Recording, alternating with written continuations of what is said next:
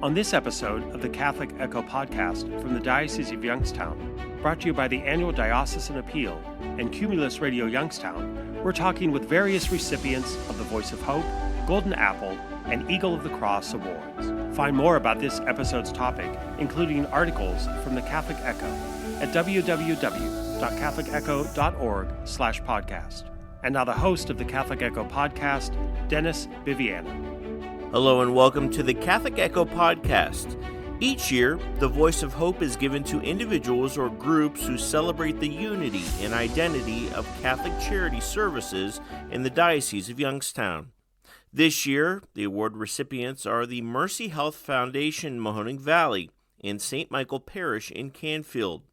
The winners are represented by Paul Homick, President of Mercy Health Foundation Mahoning Valley, and Father John Michael Lavelle, our Communication Director, Vicar for Missionary Discipleship, and the pastor of St. Michael Parish. I'll get to that portion in just a little bit. But first, we'll start off with Rachel Herbelich, Director of Catholic Charities, giving a little history on the Voice of Hope Award and dinner. The Catholic Charities Voice of Hope dinner began many years ago, back in the mid-90s, as Catholic Charities Day. And it was a day to bring together leadership staff from the Catholic Charities agencies and our boards of directors for dinner and a keynote address on some type of Catholic identity topic. When Bishop Tobin came in the mid to later 90s, he wanted us to create a gala much like what they have in Pittsburgh. So the Voice of Hope dinner in its current form was first held in 2000 in the Kent State University Ballroom. And we gave awards at that time to an individual, a parish, and a Catholic institution. And all of the nominees were present that night, and no one knew who was going to win the award. So it was very much like the Academy Awards in that regard, in that nobody knew who was going to win.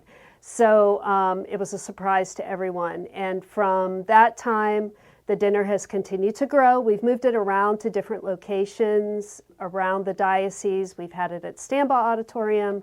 We've had it at Seminaros and Niles and at Leo's Banquet Center for many years. And for the last couple of years, we've had it at the Eastwood Event Center, and that's where it's currently housed. We are recognizing this year two of our One Ask sponsors. And what our One Ask sponsors do is support all of our events throughout the year. So they make a commitment with us at the beginning of the year that they want to support all of the events that Catholic Charities is having for the year. And those two organizations are the Mercy Health Foundation Mahoning Valley and St. Michael Parish in Canfield. The diocese and, of course, Catholic Charities has had a long-standing relationship with Mercy Health. Back in the mid-90s with the CHA, or Catholic Health Association New Covenant, the hospitals made a commitment to partner more intentionally with Catholic organizations. So at that time, Nancy Voitis, who was the Director of Community Outreach at what was then the Humility of Mary Health Partners, was assigned as the liaison between the hospital and Catholic Charities. So many of us who have been here for a long time remember back in the days when Nancy Voitis was with the hospital.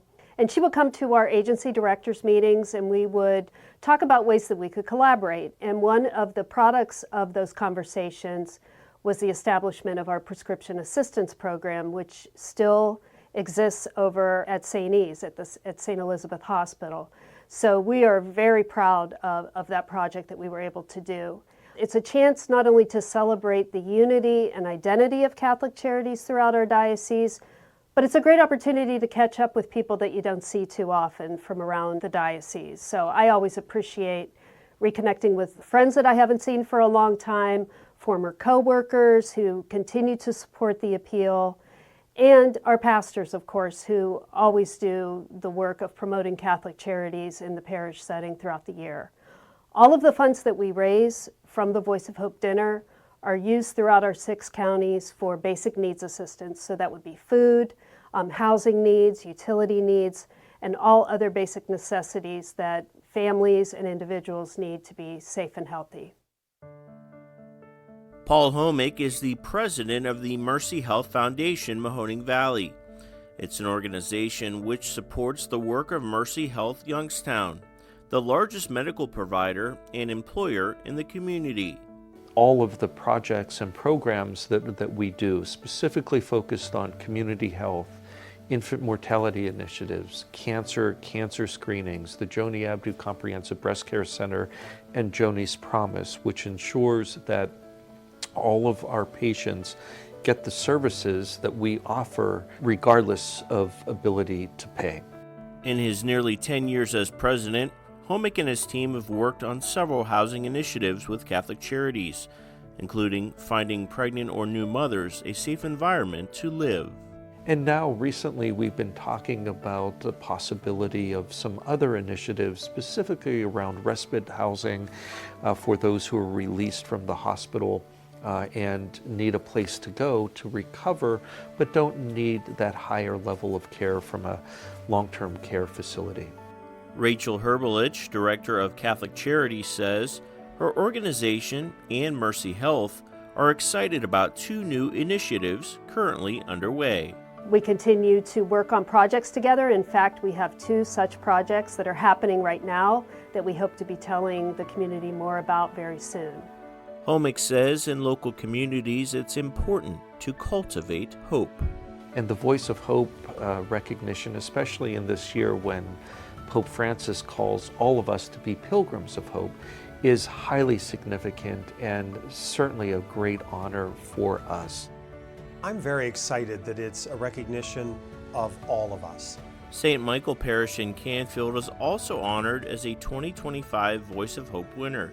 Accepting the award is the church's pastor and diocese vicar for missionary discipleship, Father John Michael Lavelle, a two-time winner, who is also celebrating 25 years in the priesthood. Father Lavelle says there's always been a long-standing pattern in his parish of providing service to those in need. The parish for decades has provided breakfast on Saturday mornings at the St. Vincent de Paul Soup Kitchen, and that's a wonderful and long-standing tradition. Our partnering with Catholic Charities through a variety of collections and activities has made such a difference, and not only a difference in the lives of those people who are being ministered to, but also creating more awareness in our parishioners. This is actually their second Voice of Hope Award.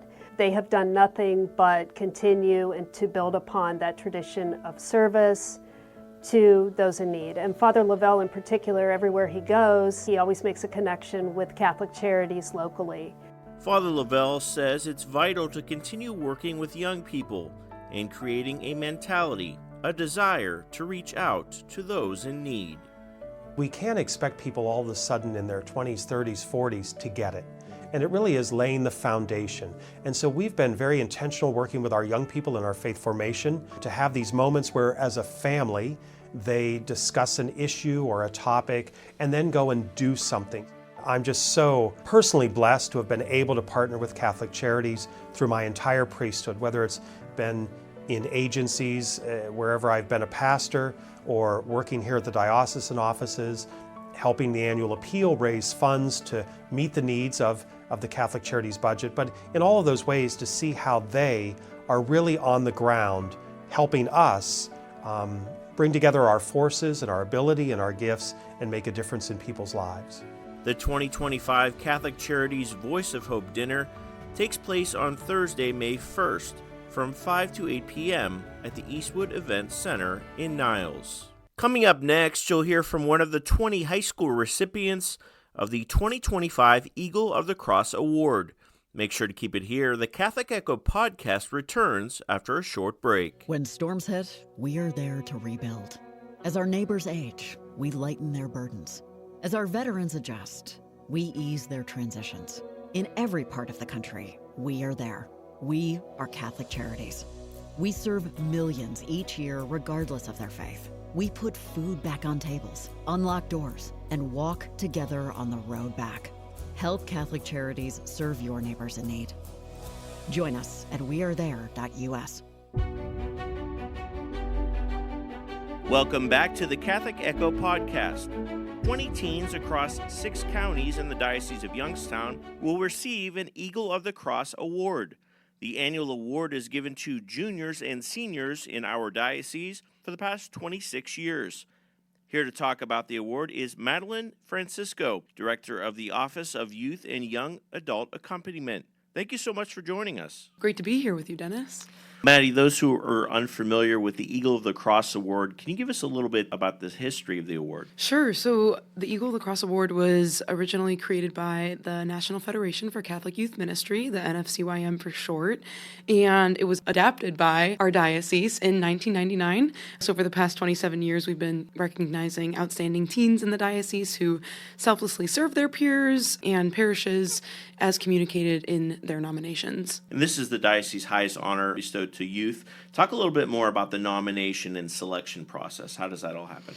Any adult can nominate. Usually it's like a parish staff member, a high school personnel, a friend, or a priest.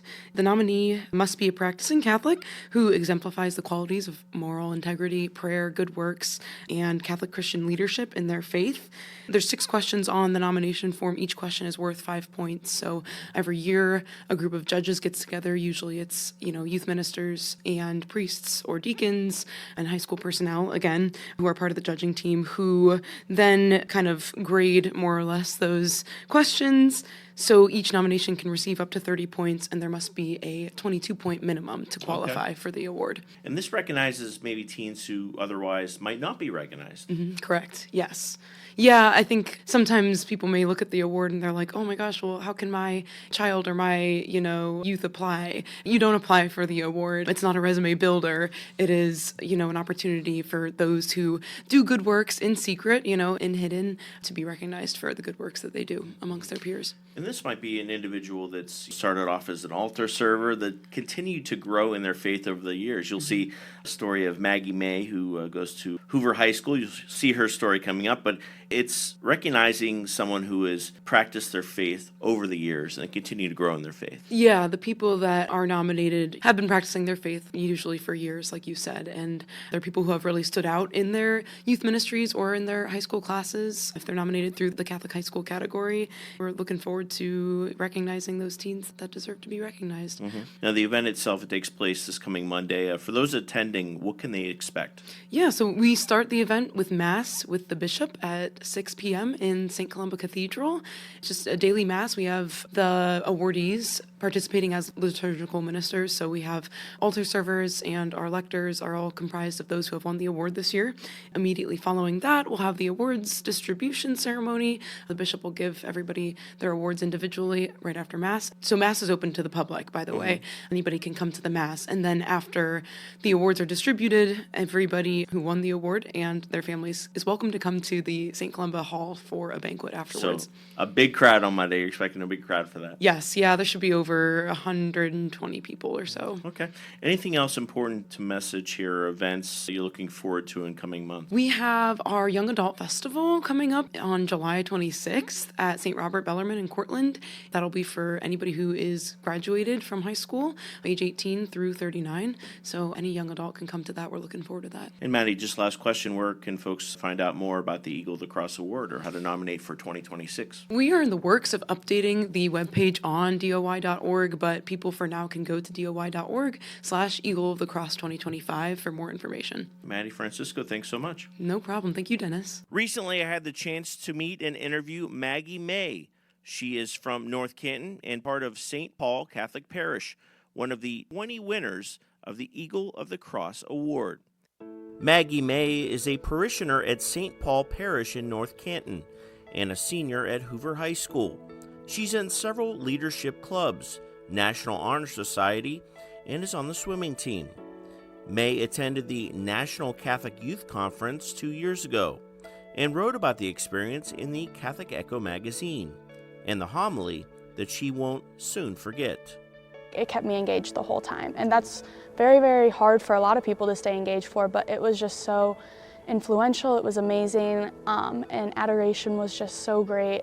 Mike Boyer is the high school youth minister at St. Paul Catholic Church in North Canton. He nominated Maggie for the Eagle of the Cross Award. As a freshman to the Maggie that we see now, I've seen her leadership skills build as she engages others with conversation, with faith. She's always giving of herself and of her experience and sharing her walk of faith with others. Maggie is one of 20 high school students in the Diocese of Youngstown to receive Eagle of the Cross honors this year. The award has been given out annually to juniors and seniors since 1999. May says word of her being a recipient of the award was a pleasant surprise. I would have never thought that that would be possible for me, and out of so many candidates, it's really incredible. My faith journey has really grown, and God sees that in me, and He really wants to show other people my faith journey. And that faith journey has provided Maggie the opportunity to teach Sunday school at her alma mater, something she's done since the 8th grade. It's made me so patient, and it also just helps me to see how the faith grows with little kids. As she winds down her senior year, Maggie remains focused on the future. She will attend Ave Maria University in Florida and plans to major in nursing. She says it's important for Christ to remain a focal point in her life. There's the church that's the center of the town and the school. So the town is on one side and the school's on the other, and the church is right smack dab in the middle. It's really centered around Christ, and everything is centered around Him. There's also 24-hour adoration there, and so there's just so many opportunities to grow in your faith. Maggie gives credit to her aunt, a former youth minister, as well as Mike for making her experience a fulfilling one. And his advice to her: as you go away, make sure that you reach out and get involved with all those various activities. Make sure that you stay rooted in your faith. Maggie challenges other teenagers to remember that confirmation is not the sacrament of goodbye to the Catholic Church. I really prayed to God about it, and I think that's something that everybody should do. When you have something in your life that you're really thinking about, definitely pray about it. Coming up next on the Catholic Echo podcast, we'll talk about the Golden Apple Award-winning educators in our diocese. You'll hear from 2 of the 7 award winners this year when the Catholic Echo podcast returns. Did you know that the Catholic Echo magazine is delivered 10 times per year to 52,000 Catholic households in northeastern Ohio? That's more than 150,000 people. And the Catholic Echo website, catholicecho.org, has been averaging 30,000 views per month since it launched in February 2023. Advertise your business, special event, or service with the Catholic Echo in print or online. Email catholicecho@youngstowndiocese.org. Advertising discounts are available for Catholic institutions as well as for businesses that commit to 5 or 10 issues in a year. Email catholicecho@youngstowndiocese.org or visit the advertising tab at catholicecho.org for more information.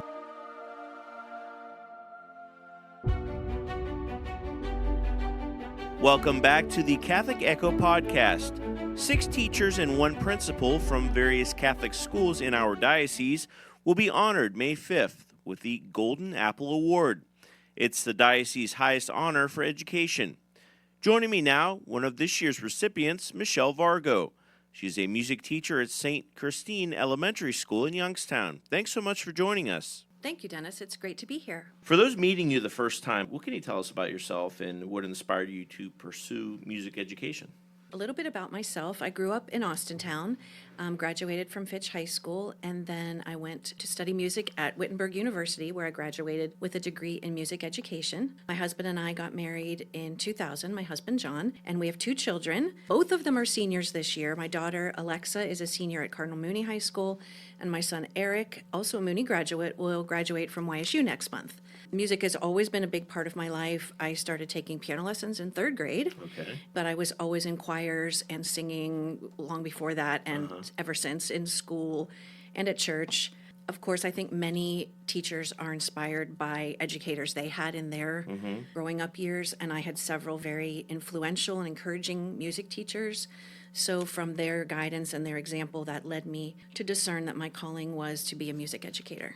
And what's the best part of your job at St. Christine Elementary School? Well, I've been there since 2010, so about 15 years, but I've been with the diocese since 1994. I've been at 7 different schools, actually, teaching music.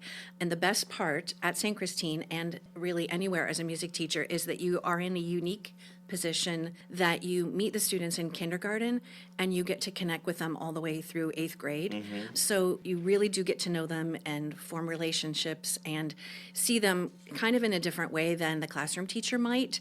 They just grow and bloom and blossom, and they are all able to be successful in their own way in the arts classes that they may or may not be in their formal classroom.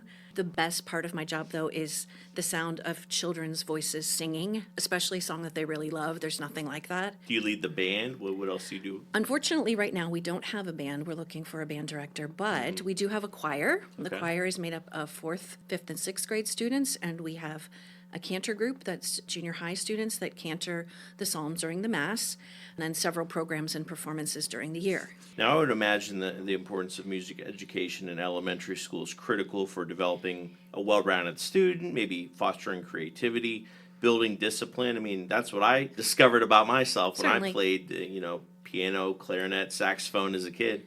Absolutely.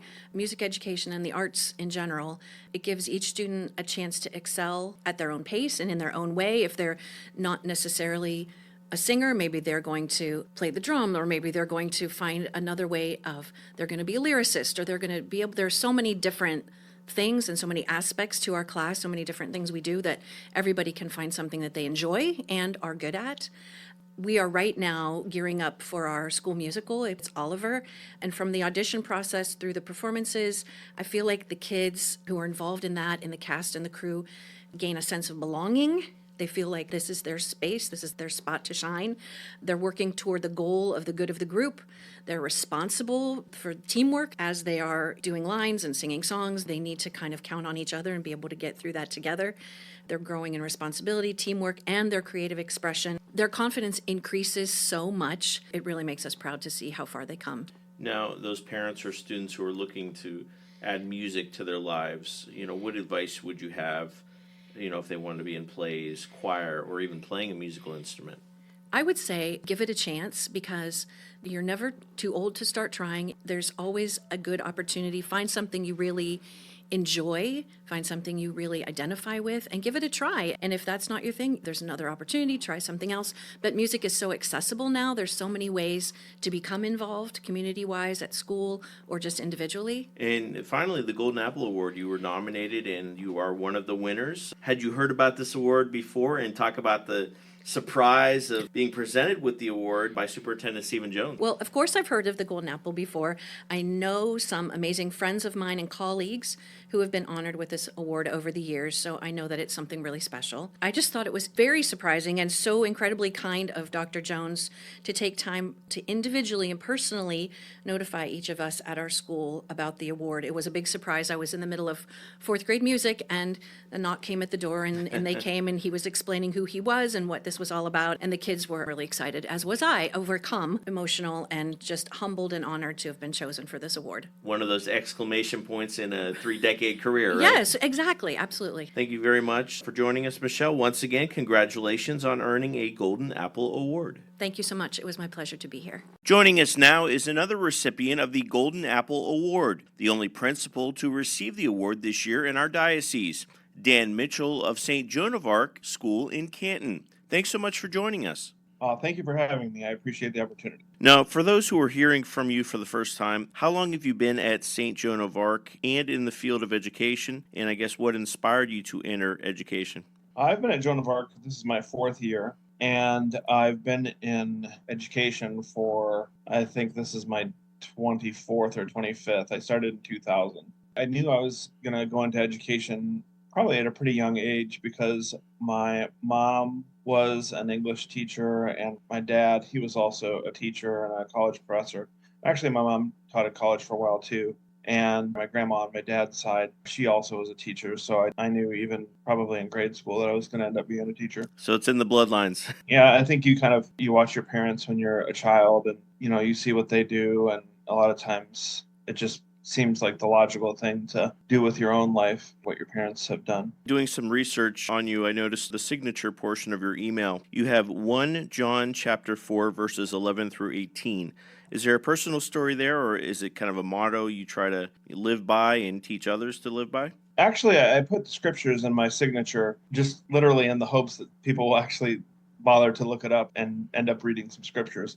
I change it pretty frequently, and that specific passage struck me, I don't know, maybe 2 or 3 weeks ago, because it kind of encapsulates, we hear often in our church and at Mass, God is love. A lot of times I don't think we actually stop to really think about what that means and how deep that goes in terms of if we really strive to not only believe that, but then try to model God's love to each other and to the people around us. Like if we really make that like a daily effort, every one of us, if we all tried to do this, it could really, really change whatever environment you're in. Like say it's in my case a school, or in your case, working in broadcasting. And I love that passage just because it's just so perfect. And it's, I guess, summation of who we are as Christians, who we should strive to be as Christians. And it really just struck me. And every once in a while when I'm reading scriptures, I'll be struck. And I thought that would be a good one to put on my signature. And then the next time struck by some scripture, I'll change it. And then hopefully, like you, somebody else will read it and they'll also be touched by that specific passage. Now, you've been nominated before for the Golden Apple and are one of the winners this year, chosen as the only principal in our diocese. What does the award mean to you, and were you surprised when presented with the news? Extremely surprised, very surprised. I didn't think I was going to win, but there are a lot of really good principals in the diocese, very talented and knowledgeable people, very faithful principals. So it was a real honor, actually, very humbling, and it was a nice momentary recognition of the many hours that I put in at work.